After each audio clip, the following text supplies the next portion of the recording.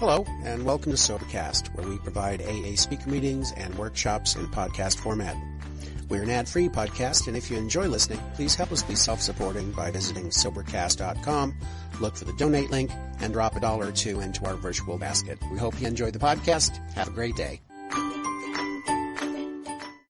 Okay, what it was like, what happened, and what it's like now. So, as I said, my name is David. I'm an alcoholic. My sobriety date is 2/28/14.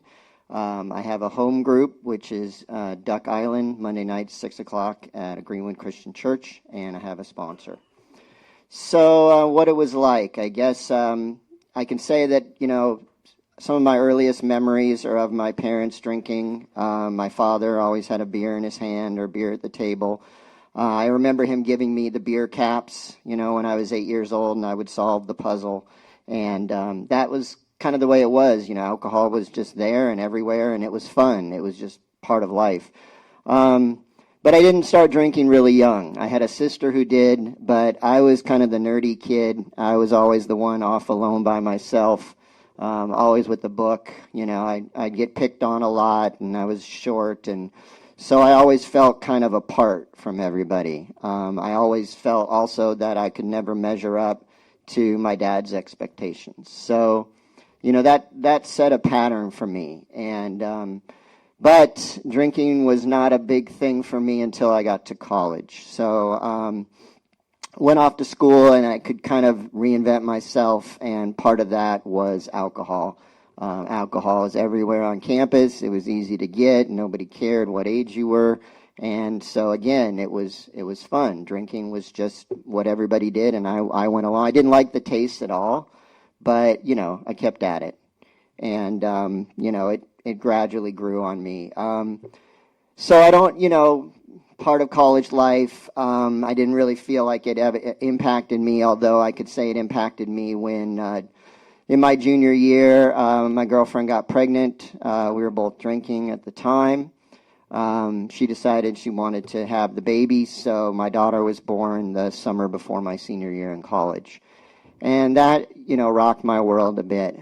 But, managed to graduate, managed to get through it, and basically moved back to Seattle in the early 90s, a couple years out of college.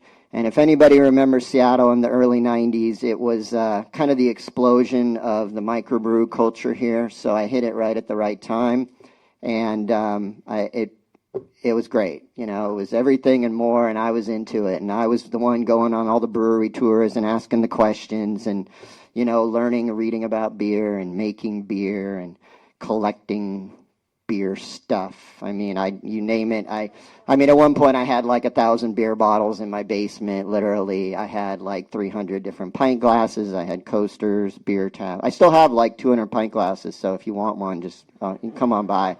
I got plenty to share. So, and that's my collector nature too. I just can't get rid of stuff. So, anyways, so what happened though? Nothing really. In my 20s, let's say, except for depression. I guess I skipped the part about my mom's side of the family, which was riddled with alcoholism and depression. As far as the alcoholism in my mom's family, I didn't really know about it, but it was my grandparents, my aunts and uncles, my cousins, Irish Catholic family.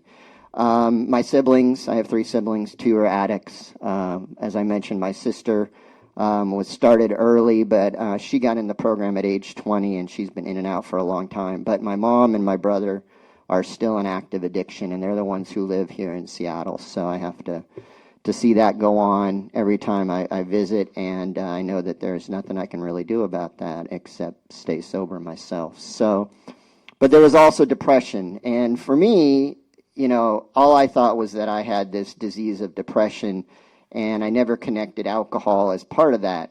So, I was going to therapy. I was on antidepressants, for 2 decades. But that was just something I tried to deal with, never connecting that maybe the antidepressants or the therapy wasn't going to work very well if I was drinking alcohol every night and taking in a depressant, kind of counteracted it. So basically, I struggle with depression, and in fact, I looked at alcohol as the best medication for depression, the best medication for if you're having a problem in your life. You know, that's just what all my friends did. But for me, maybe it was just a little more serious, and I looked at it as something that I needed to get through whatever it was to get through, you know, whether it was stresses at work or with my wife, kids. Ended up getting married to my girlfriend. We had a second child. So, you know, I'm living the normal life in my early 30s, you know, with the depression, the drinking.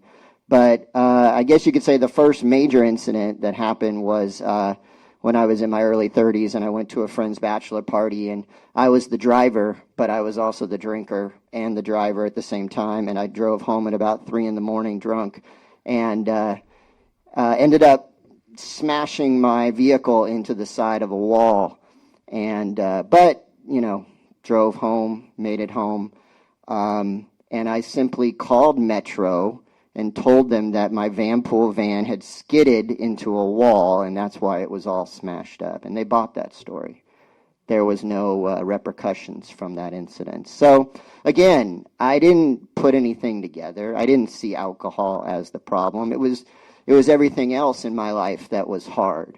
But alcohol was the way that I was going to deal with the stress and the problems. And never put it together. So, life continued that way, and I suppose as we talk about a progressive disease, it progressed, you know, a little bit more drinking, a little bit more troubles, you know, more unhappiness with my marriage, and trying to get by and using alcohol as the crutch to do it. And then I guess you could say, you know, maybe things hit crisis mode. I lost my job of 13 years. I worked at Microsoft. There was a group layoff, and I lost my job in 2006. And that was, you know, a huge blow, just to my overall sense of self, of who I was, and, you know, as a provider for my family or whatever. So that, you know, ended up hitting me hard. And after about 5 months of unemployment, one night I decided that my wife had said something that was just a little bit too critical, and that was it. And I went and bought a 6-pack and a bottle of aspirin and drove to Golden Gardens and drank 4 or 5 beers and swallowed about 80 aspirin. And to my dismay, nothing really happened. And I was like, what's going on? This is what I read is supposed to happen. You're supposed to do this, and something happened. So I was like, okay, whatever. So I drove around, and I drove home, and I told my wife, and, you know, called the paramedics, ended up going to Harborview, pumping my stomach. And, you know, no harm done physically, but, you know, that was a huge blow to the marriage. And about 2 or 3 months later, ended up getting separated and then divorced. So, you know, again, I'm not connecting any of this to alcohol. I don't see alcohol as the problem. And I don't remember at the time anybody saying that, you know, gee, Dave, have you looked at the alcoholism thing? I think one therapist said something, but it went whoosh. So, you know, I was like, well, you know, my problems are mental and da-da-da. I remember now, I recently talked to my ex-wife about this, and she's like, well, you know, I used to say, can you quit drinking? And I would say, yeah, I can.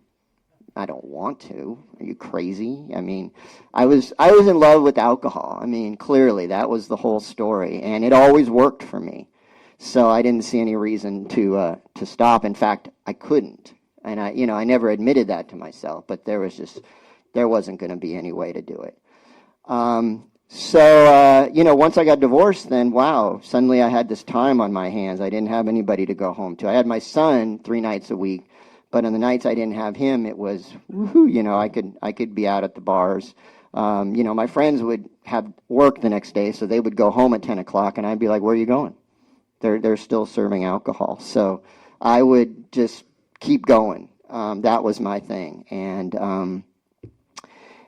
you know, stuff started happening. I started getting 86 from bars. I remember waking up one morning at 5 a.m. in the passenger seat of my car in front of my building, having no idea how I got there, whether someone drove me home or whatever, you know, obviously. So starting to get the blackout drinking.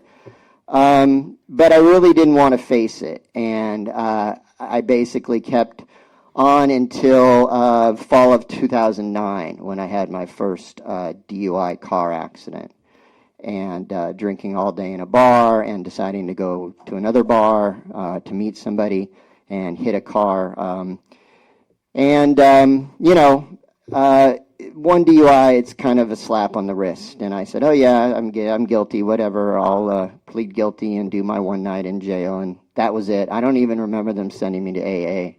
I certainly don't have any memory of anything sticking in my head like, oh, this is a problem.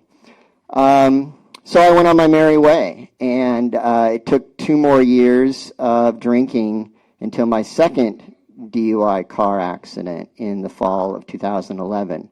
And that's where stuff gets serious. But I didn't believe that it needed to get serious. And it took 4 months for them to charge me. And in that time, I remember just continuing to drive drunk and drink more and more, not really realizing what was going on. I remember in downtown Portland, driving drunk the wrong way down a one-way street.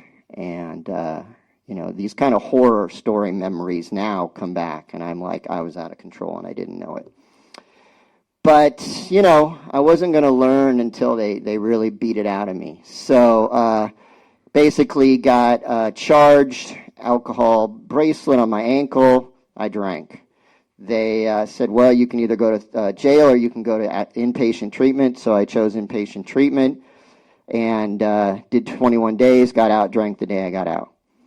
I wasn't listening. I wasn't listening to anything anybody said. And so things progressed, when the alcohol bracelet came off, I thought, well, I can start drinking again. I was sentenced to AA. I was going and getting my slip sign, and maybe I was hearing some things, but I still I hadn't surrendered. Surrender for me was going to be the toughest part, because I'm too smart. I'm different from you people. I can handle this, don't worry about it. I'm different. So I kept drinking and trying to get away with it, and they wouldn't, test me in my outpatient, and I thought no one cared. So I started drinking more and drinking more and drinking more. And eventually I found out they did care, and they caught me, and they said, okay, that's it. You're convicted. You've got to go 30 days in jail. And I said, I can't go to jail. I graduated from Stanford. I worked at Microsoft and Amazon. Do you know who I am? Apparently the judge didn't really care. So I got off to 30 days in jail in fall 2013. And that would probably, was what caught my attention. I remember thinking, yeah, what I'm doing is not working. The way I'm trying to live my life and deal with it is not working. So maybe I ought to change. But that's going to be super hard. So what happened is after doing my time in jail, I started maybe listening a little bit more and going to a few more meetings. I mean, I still had to go get my slip sign. And also the court was, they knew now that, I needed to be watched closely. So they did. And they made me come pee in a cup every few weeks down at the courthouse. And that really was a blessing. I mean, it helped me. It helped me when that first year of sobriety, when I was white-knuckling it a lot, I was also terrified to go to jail because that's what's going to happen. You go back to jail if you drink after, I was like 1 month of my 12 months maximum sentence. So it got me through it. But, that's eventually going to come to an end, and it did eventually earlier this year where they're like, okay, we're done with you. And then it was on me. But by that time, I had actually figured some stuff out, thanks to you guys. I mean, I got involved in AA. I got service positions. I was secretary of 2 different meetings. I was coffee maker. And for me, that responsibility was sacred, and I was going to do it, and I couldn't drink because people were counting on me. And, I didn't want to raise my hand and say, I've got 2 days anymore. I didn't want to do that. My time was precious. So what it's like today is a ton better. I've got a good job. I've got a good relationship with my children. I volunteer on homelessness issues. I exercise regularly. My program is this. I meditate every morning and do reflection and try to stay in the now. I go to meetings and have service positions. I talk to other alcoholics. I have a good sponsor who gets it. You know, we talk about how to live life sober. That's what we talk about. And we talk about AA, and we talk about the readings, and I talk to other alcoholics, and I listen, and I go to these meetings and listen to people. And whenever I'm tempted, I still have those obsessions. I still have the feelings that eventually maybe I can drink again. But I'll play the tape through, and I'll hear other people talk, and I'll remember that my life is so much better now than it was. And I want to keep it that way. So thank you guys very much. Hi, I'm Kayla. I'm an alcoholic. Take this off so it doesn't make noise. I'm really nervous. My sobriety date is June 11th of 2015. I chose that date because it was the first date that I met my sponsor. So I do have a sponsor, and she has a sponsor, my grand sponsor, and so on. Great sponsor family. Okay, so I'll share a little bit about how I was as a child because I think it's important. I was a crazy child, kind of like I am now, but I guess I thought I was normal back then. I would do things like put soap in the hot tub and create bubbles everywhere, and I thought that was normal. Now I know that's not really things that kids do. My 9-year-old doesn't do that. I would run into the forest and get poison oak, and I knew I was highly allergic to poison oak, but I would continue to run into the forest and get poison oak, which I think is kind of a metaphor to my drinking. Keep going after something that I'm highly allergic to. So I'm just going to talk about kind of what got me here, the major years of my addiction. I think I didn't have, I hear a lot of people speak and they talk about a moment when they felt like alcohol was the answer. And I didn't really feel that way. I drank when I was younger with my siblings, they would say, try this alcohol or smoke this weed or go on to school, it's fun. I didn't really think it was cool. I liked my mind and I liked to be in my mind until a little bit later. When I was 16, I got married. I'm not sure that I actually got married to the person because I was madly in love with them. I think I just got married because I wanted to escape from something. I don't really know what, I guess from myself. So I ran away and I got emancipated because my parents wouldn't sign for me to get married, so I had to emancipate myself.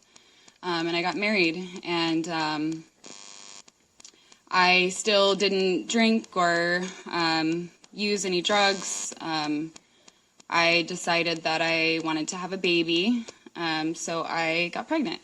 And I had my child, and shortly after, I began to be abused by my husband, mentally, physically, emotionally, and I more and more felt like I needed to escape. I couldn't handle anything, being alone. But I still didn't use drugs or alcohol. I kind of just held on. I kind of white-knuckled through years and years and years of abuse. My husband was in the military, and he went overseas. He came back, and he was not the same. And I got the grunt of that, and so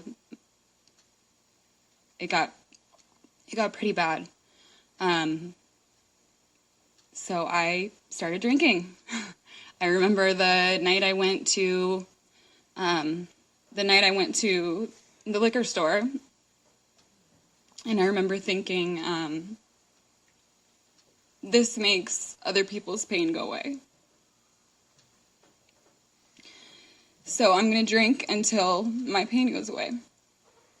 And so I went to the store and I bought 40s of Old English and 4 Locos. I'm a cheap date.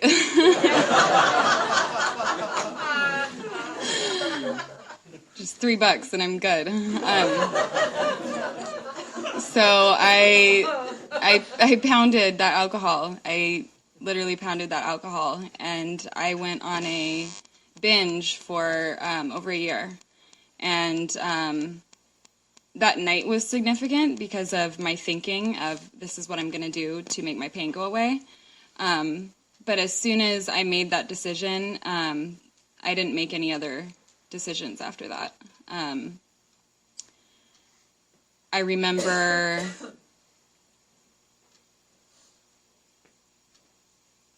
drinking every night until I would either get kicked out of a bar, get into a fight. I would wake up somewhere, sometimes next to a railroad track, in my car, sometimes next to the river, sometimes in a bed, sometimes with no clothes on. And it was really scary. But it wasn't scary enough to make me stop drinking.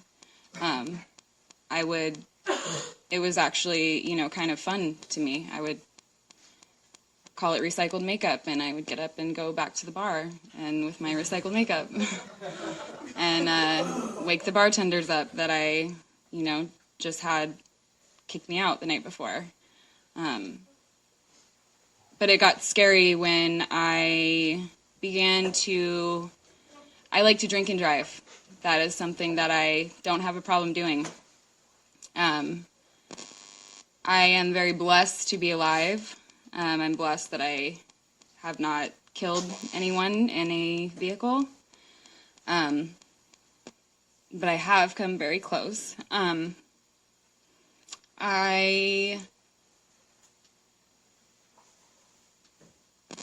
I hit a semi with my daughter, who's now 9. She was 5, because I was under the influence of many things, and I was drowsy and tired and everything else. I was knocked out by the airbag, and she luckily just had some glass in her face that she had to have taken out. I still have glass in my face from that, and I used to have glass come out of my arms from that accident. But I walked out of that accident, and that didn't make me stop drinking or driving. I remember one night, another important thing to know about me is that I also like to run away from my problems. So if I get into trouble, I will go to another state, or I will, it's that state's fault. It's the cop's fault. It's that jail's fault. It's my family's fault, and I will go make a whole new life somewhere else. I have been known to be a runner. The cops call me a runner. The judges call me a runner. I'm a runner. And it's true. I think that right now is the longest time that I've stayed planted in one place.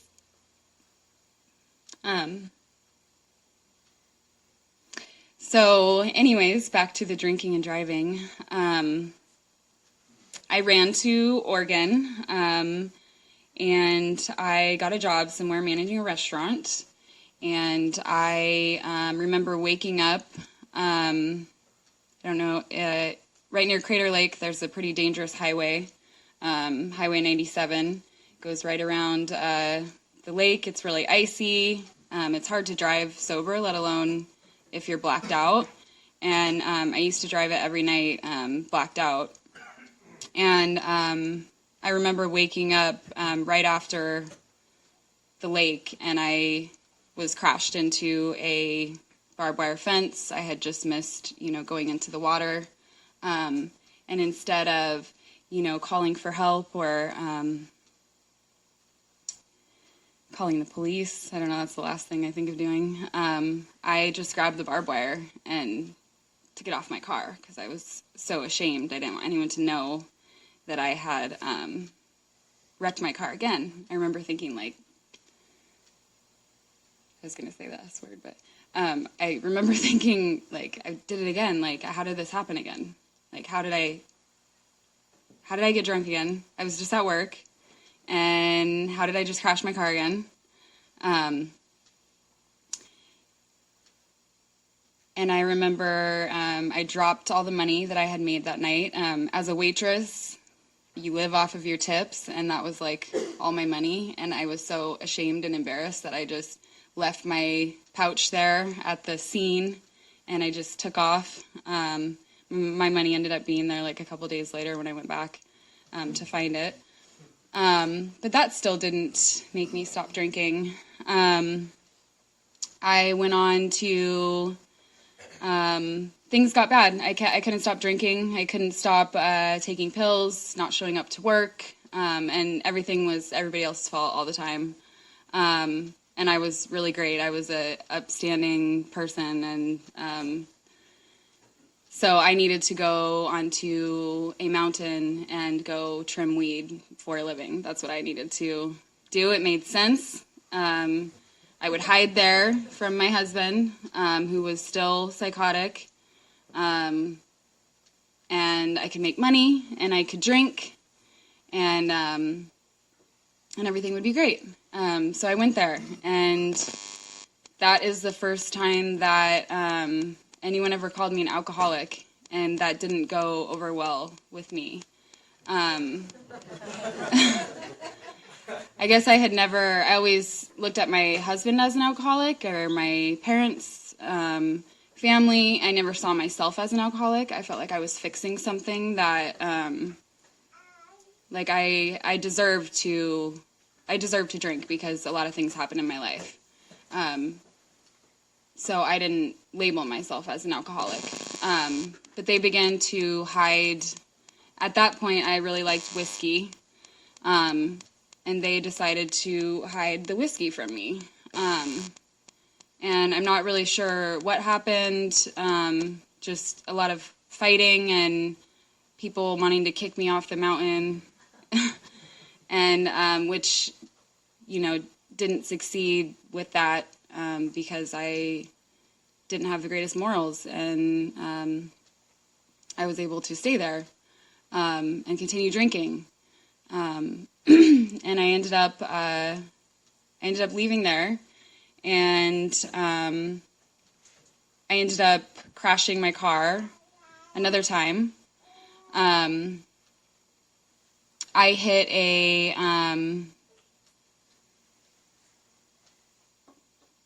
I have no idea actually what happened. All I know is what was in the police report. And they read it to me when I was in jail serving time for reckless driving. I apparently had nodded out. I had lethal doses of Xanax and alcohol in my system. And I smashed into the back of a vehicle, an older couple. And it was from the police report was from the vision of a couple and their baby that I was almost smashing into as well. So after that, I didn't have a vehicle after all my car accidents. And actually that last vehicle was not my car that I totaled. That was someone else's car that I totaled. So I had 2 vehicles now that I had totaled, and I still didn't stop drinking. Except now I was on foot, which is not good for, in my opinion, for an alcoholic. You find everything. you find everything, you talk to a lot of people, and nothing was off limits for me. And it wasn't just, I say I'm an alcoholic because that is what I can't get enough of. I need more and more and more. I need gallons of it. I need more whiskey, more bottles. I don't need a chaser. I just need alcohol, alcohol, alcohol. I can never get enough. It's like a bottomless pit. But like I said, nothing is off limits. And not a line of Coke, but a pile of Coke. Not a pill, not 2 pills, but... Sorry, I'm going to go a little bit over. But a lot of pills. So when I got sober, it was because I didn't have a choice. I was sitting in jail because of all of my criminal behaviors, my DUIs, my drinking, my drugging. But it was my choice to stay sober when I got out of jail. But I was living in misery until I came to AA. My home group is CBD, where I met my sponsor. I didn't want to come to AA. I didn't want to hang out with drunk people, which is what I thought AA was. I thought it was a bunch of just drunk people hanging out together. I was like, why do I want to go hang out with people that are drinking? Like, that doesn't make sense.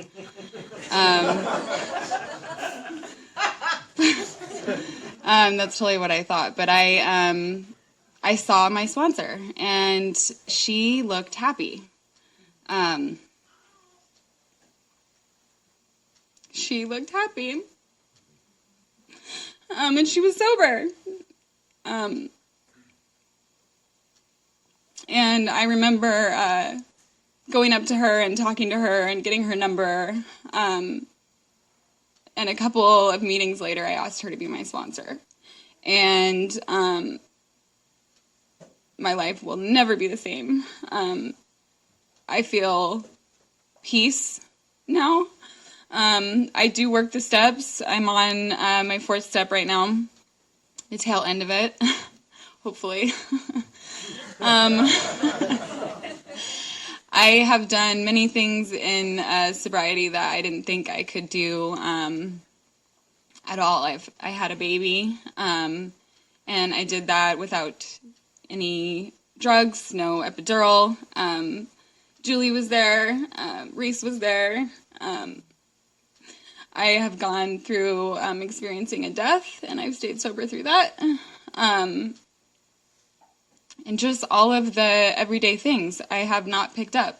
And to me, AA is truly a miracle. And I will continue to work the steps and hopefully one day can sponsor other people. And I just know that my journey here, it's only the beginning. And I'm grateful for all of you, whatever the reasons that you're here. If you're new, if you've been here, if you all weren't here, I wouldn't be able to be here. And this is home to me. So thank you. My name's Tom, and I'm an alcoholic. I have a sponsor. My home group is Bottom Feeders. My sobriety date's 4/21/2012. Almost forgot when it was. Yeah, so there's the AA checklist for you. That's supposed to do that. So, yeah, I want to thank you guys for having me. I've literally never been here before. I think I recognize 2 people in this room, so that's super refreshing. I live up north and see a lot of the same faces all the time, which is great, but it's really good to be somewhere where I literally do not know any of you. So anyways, I'm going to share with you a little bit about my experience, strength, and hopefully some hope, and that'll be that. So, once again, I'm Tom, and I'm an alcoholic. I'm not from Seattle. I grew up in northwest Montana, a little town called Big Fork, which is right by Glacier. I am the son of a Lutheran minister, naturally I ended up here. Naturally, I also grew up, my parents called it living in a fishbowl. So small town, ultra conservative. Everybody knew where I was at all times. Everybody was reporting back to my parents at all times. Black Sabbath and Led Zeppelin was considered satanic music. They were my favorite bands. So I grew up in that kind of an environment. Now, one thing I didn't realize until I had gotten sober and done some work on myself, and I don't know, but I realized that I was a happy kid. So, I grew up and, I had a good upbringing. I considered myself a Christian as a young kid. And I had a relationship with God growing up that was very real. And I was happy. So, I got confirmed in the church somewhere around 5th grade or something like that.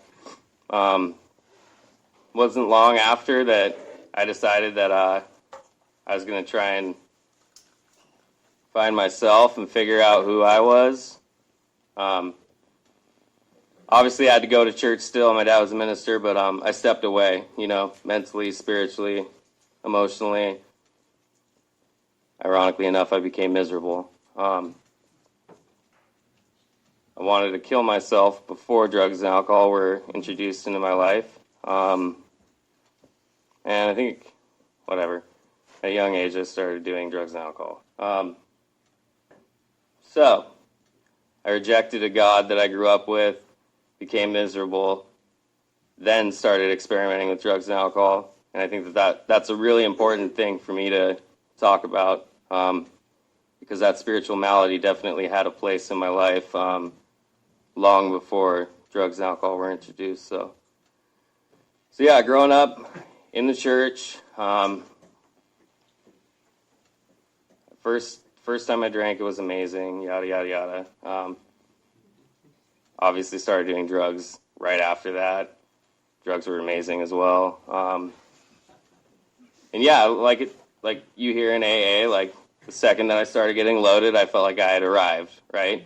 I remember getting high in a treehouse with this chick, and for the first time, listening to Neil Young, and I had super long hair because I had to be controversial being in Montana, so and a pastor's kid. So, side note, he's got to picture it. Yeah, I felt like right here was the answer to all my problems. I immediately felt calm and peace that I had not thought that I had ever felt. And then the downward spiral. For me, it wasn't slow. And for me, I hear people talk about, how it was good at first and blah, blah, blah. And for me, it was never, yeah, it might have been good for a few times, but I'm the type of drinker and drug user that it's all about oblivion for me. I hated my existence. I hated everybody around me. I fucking hated people. I thought you were all disgusting and should be wiped off the face of the planet. And that's just literally who I was. I was obviously being the son of a minister, drawn into things like Karl Marx, Anton LaVey, Aleister Crowley, the occult, and that's just who I was. So and that came with added misery along with the drugs and alcohol, but some of it, whatever. But so my parents threatened to kick me out. I moved into a fifth wheel. I was like, fuck you guys, I'm going to move out anyways. I moved into a fifth wheel out in the woods in Montana. No heat. Had to drink a bottle of vodka a night just to stay warm, had some blankets. Obviously, there was a lot of drugs and debauchery that went on there.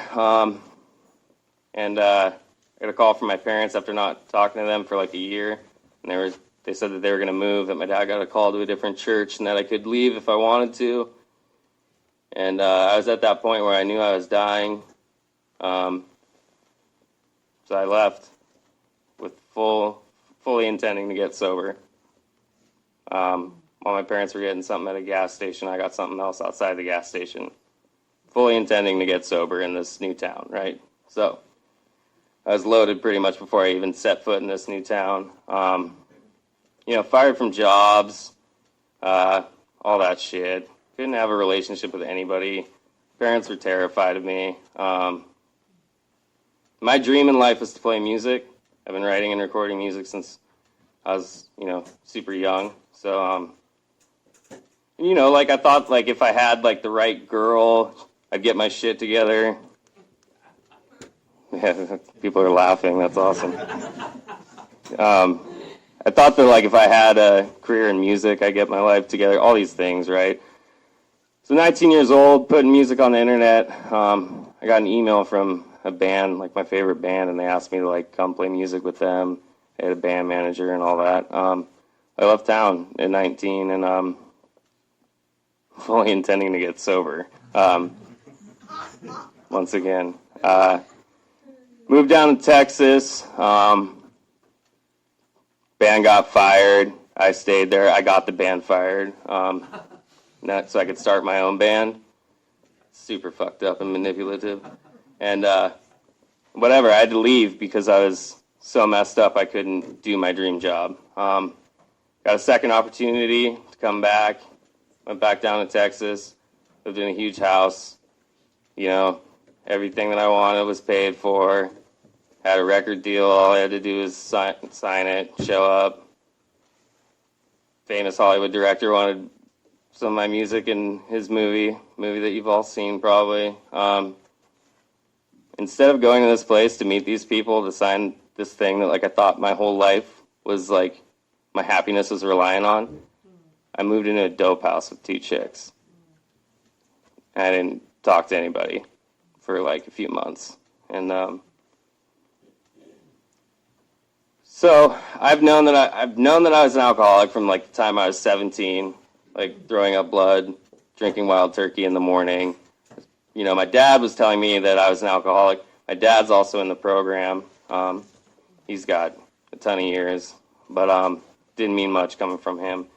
But the unmanageability I didn't quite grasp, because for me I could always get my shit together long enough to not die. If I overdosed on one thing, I'd switch it up and go to a different thing. Blah, blah, blah. So anyways, I lose everything again. I don't know, I meet some chick that I'm on and off with, and we move out to Seattle so she can go to hair school. I end up knocking her up. Try to do the right thing, I end up marrying her. I have a daughter, and I think that my shit's together. And for a little while, my shit kind of was together. I was the only one that drove, so whatever, I couldn't drink as much and blah, blah, blah. And for a year, I thought that things had changed. I like to smoke crack cocaine. That's one thing that I really like to do. I don't know if you guys do, but that happened again overnight. It was supposed to be a one-time thing. Next thing I know, I got an ultimatum. I can either go to treatment or I can never see my daughter again. So, and I wasn't going to get sober for myself. I was obviously trying. I was going to get sober so I could see my daughter, and something else had happened. I remember getting that ultimatum from my wife at the time and being yeah, I need to go to treatment. Yeah, I'm fucked up. And for whatever reason, I had a few days where I had to wait for some money to get transferred over so I could get into treatment. And there's a couple days that I spent at the house, money in the bank account, booze in the fridge, and I didn't get loaded for 2 days. And I had to go to the psych ward and convince them that I was going to kill myself because I was so scared I was going to get loaded, which they probably just looked at me and were like, shit, he's going to kill himself. But so I spent a couple days in the psych ward and then went off to Milam. And while I was in treatment, my wife took $8,000 out of my bank account, moved in with some other dude. took everything I had. I got out of treatment. I had enough money to get into an Oxford house and buy a carton of cigarettes. That was like literally what I had in my bank account. And I had a backpack full of clothes that didn't fit me because she packed all the big shit that I couldn't fit in. It was pointed out to me as soon as I came to the rooms of AA that, through a sponsor, that I could either have faith or I could get loaded. And I knew what getting loaded looked like, so I didn't know what faith looked like. And, through the help of somebody else, I took some steps, pun intended, 12 of them. And my life is dramatically different. I remember going to my first AA meeting when I was 19, to support a friend who'd gotten arrested. I went, it was in Montana, there was like 7, really, really old guys, and they mentioned the word Jesus, and I was out of there. And for me, man, I can't even begin to describe how much hate and resentment I had towards, every sort of institution, religion in particular, cops, capitalism, and I still hold some of those resentments, but I did,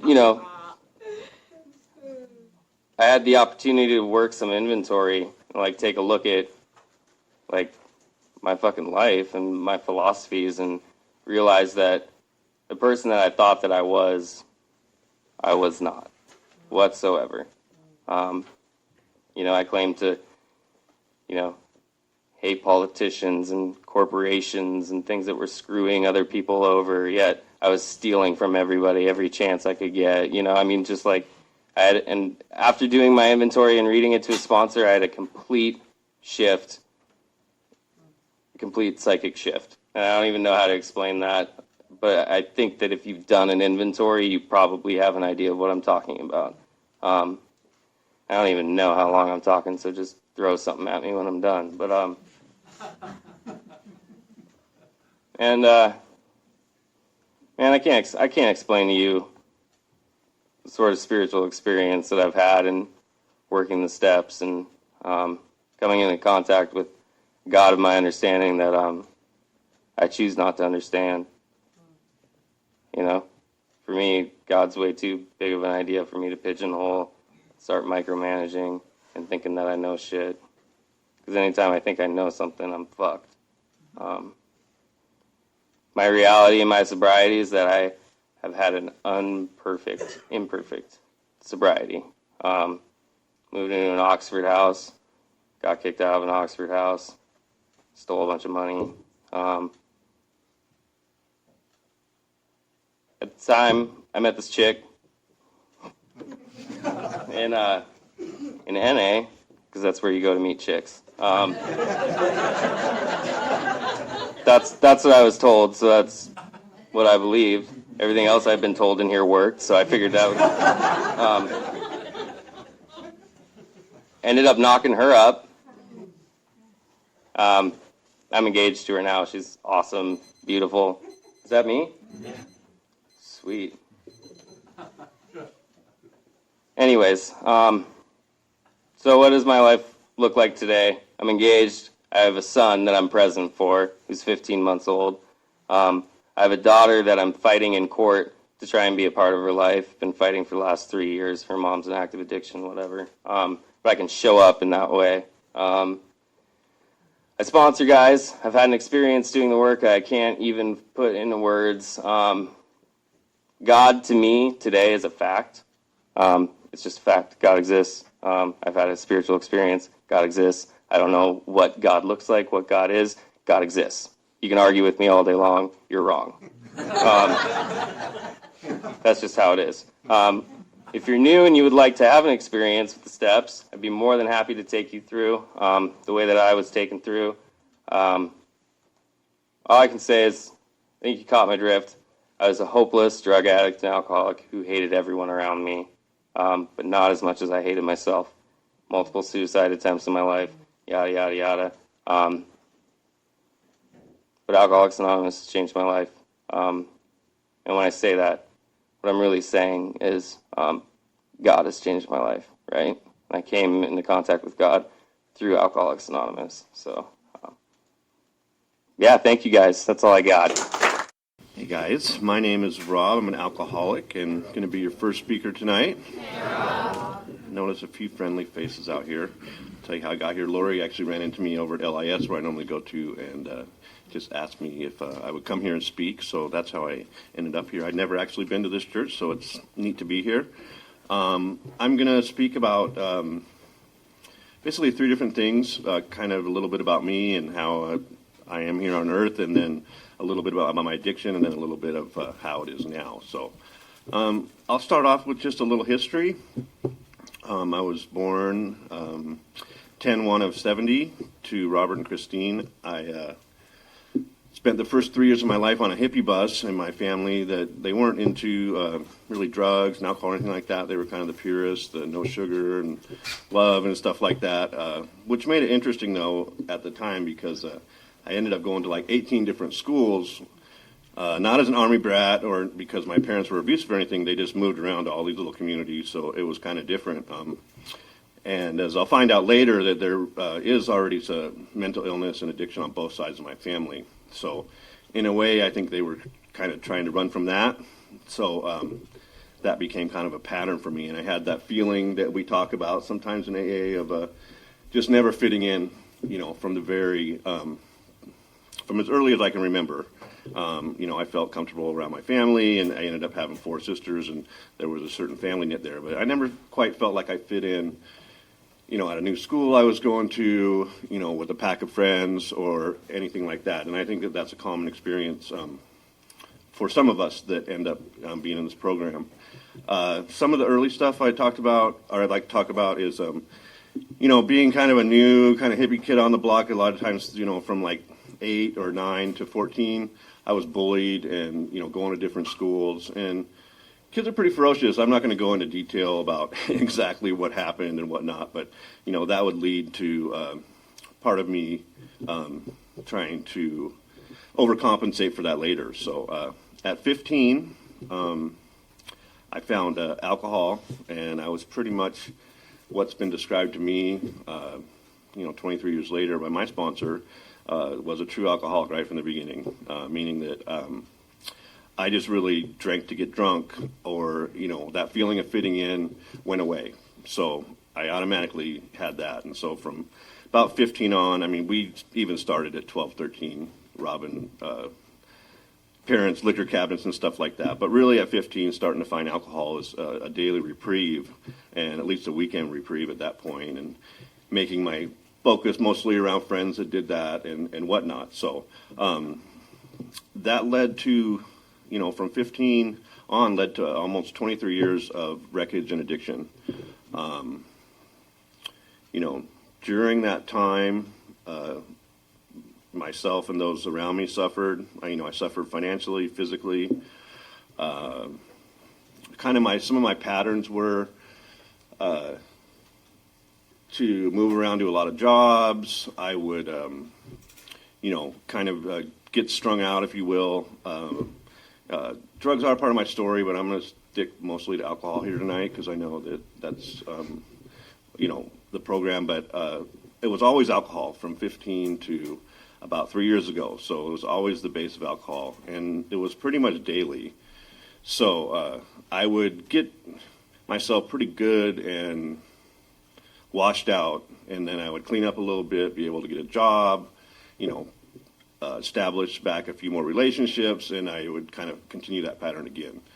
And so that happened, like yearly, or sometimes even bi-yearly, depending on how bad my addiction was at the time. So I kind of just got used to not being accountable, ripping and running when, not paying things in behind, leaving relationships behind, and jobs and all that stuff. Sometimes I joke with myself. It's almost like I say, like almost like a grifter would or something like that, because it happened for so long that that was the lifestyle that I got used to. Not to mention the things that it did to, financially or physically, involving myself in high-risk behaviors, especially through alcohol, driving situations, 2 decades of driving drunk, and, luckily I've never, killed anybody or obviously killed myself, but, those high-risk behaviors that we put ourselves into, I look back now and I just go, I'm just so glad that I survived, as I'm sure, a lot of people can relate with.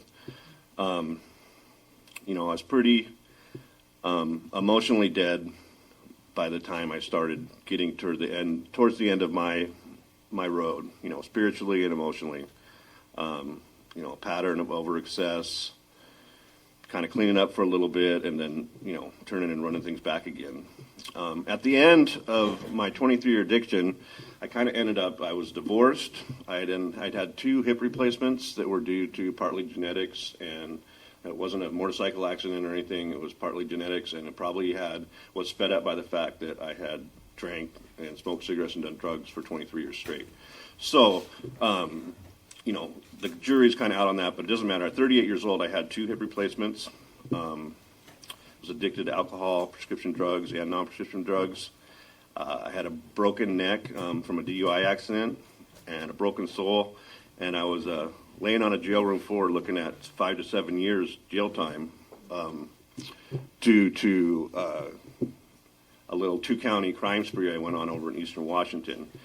And the reason that I did this is because I really truly was so desperate at that time and so alone and depressed that I felt like I was either going to go home in an ambulance, close to death, these things.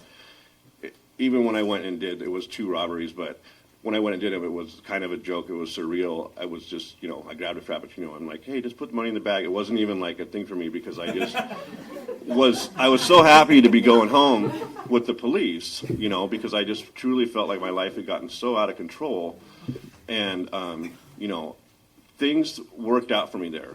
I ended up catching a break. I was a first-time offender, so I had never done it before, so I ended up only getting 18 months. And as soon as I got over the fact that I'd never been to prison before, other than night or jail or something like that, I figured I was going to be okay. I was a little older. I was a bigger guy. As long as I didn't do anything with the gangs or gamble, I was going to be fine. So I used that time to really dry out for the first time in my life. It had been since I was 15 years old, so almost, about puberty age. I had never been dried out for more than a couple days or a couple, 3 to 5 days strung along. I think one period in my early 20s, I quit for 30 days for a girlfriend, but literally not very much time for a 23-year period. But I used that time to completely dry out my body, and I started getting in. And I still hadn't had AA in my life at this point. I started going to some AA meetings in prison, but like I said, that's not a pity party or anything. Prison was totally cool for me. I didn't have to do very much time. I got to just use it as a place to get cleaned up, and I'll just kind of leave it at that. But I did start going to a few AA meetings in there. I started reading a lot about different spiritual avenues and got to know a little bit about the program. On my way out, I really had a head full of steam. I was really doing good. But this just goes to show you, how powerful an addiction can be. I was completely convinced that I would never touch a drop of alcohol or drug again. 2 months out of prison, I was sleeping on my sister's floor. My dad was having this open gut surgery. My family was all depressed. I have 4 sisters. None of them were doing well. And I ended up relapsing for just a week. And, I had a PO officer at the time and stuff like that. But that was enough for me. And I had a head full of steam that I was never, ever going to drink or do a drug again. And so I just went into my parole officer and I said, hey, I want to go to inpatient. So I stepped back from my process of being clean and I went to inpatient, and then I went to outpatient from there. And just kind of obviously needed to learn some more about this disease and about myself, because being so motivated I was never going to drink again, to have that happen to me was a really moving experience. So, my 2 hips in prison and, all, not even talking the stories about the, terrible things that happen that we all have seen, that happen when you're in the thralls of your addiction, especially for 23 years, didn't stop me. So I took it really seriously, and I did get a lot out of it, both inpatient and outpatient, and went to stay in a RV behind my parents' house, and I went down to 65th, which is LIS, for any of you who know that. I went to my first meeting there, and on my first meeting, I got my sponsor, Dave, who's still my sponsor today. I'm going into my third winter with him, and I don't count my incarcerated time, so I've just got about 3 years coming up of sobriety. But Dave was my first sponsor, and I really attribute him and the 12 steps to saving my life. We went through. He's got a real strong bloodline of sponsors, and he took me through it. Just the way his sponsor had taken him through it. We got together every Thursday, and I remember those being some of the best Thursdays of my life. I didn't have anything going on. I didn't have a job, whatever, but I was able to jump into the program and, like people said, take some time to really be able to do it. I was going to a meeting, at least one meeting a day, and then having a sponsor at that time. So that has never turned back for me. So I've never been challenged. My first meeting in AA is still my first meeting, and I'm really glad to have that. I love this program. I love the people in it. Whenever I get a week or two away, or get into my own head, and I spend a week not going to meetings, I feel it right away. I can't explain what the power is or the presence in these meetings, but it works for me, and I really enjoy it. So it's definitely been a great part of my life. All that stuff. So since then, I've been back to school. I spent the last 2.5 years going to Seattle Central and managed to get myself a degree in social human services, and I also have a little minor certificate in chemical dependency certificate, or if I choose to go that route, I may or may not. I may end up doing something in social work. It's helped me establish or reestablish relationships with my family. It's allowed me to say I'm sorry to a lot of people, and some people, weren't there anymore. I've seen a share of deaths and stuff in addiction as well, but it's allowed me to get my family back. It's allowed me to have a chance to have a new career. Even as a felon, I kind of picked out one that I can go back to, and because I'm kind of part of that system, that I can still be a felon and work in the social human service field. So it's allowed me to find a new career. I've got a wonderful girlfriend these days, and we have a relationship based on sobriety and communication, and things that I never did before. I was always, controlling. I mean, even sneakily, so. My relationships with people are really so much better than they used to be, and I owe it all to these steps.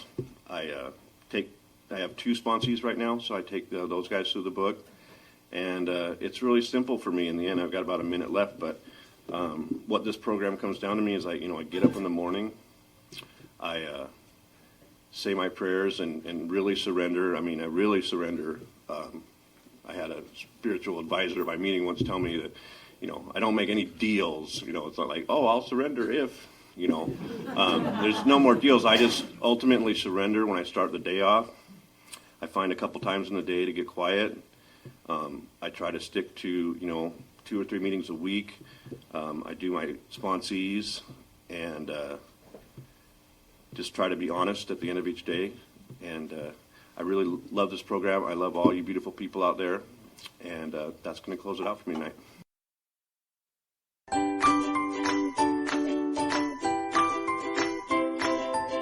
Thanks for listening. I hope you enjoyed the podcast. Sobercast is ad-free, and we'd like your help in order to keep it that way. So if you'd like to help us be self-supporting by pledging $1 or $2 a month, visit Sobercast.com and look for the donate links. Thank you very much.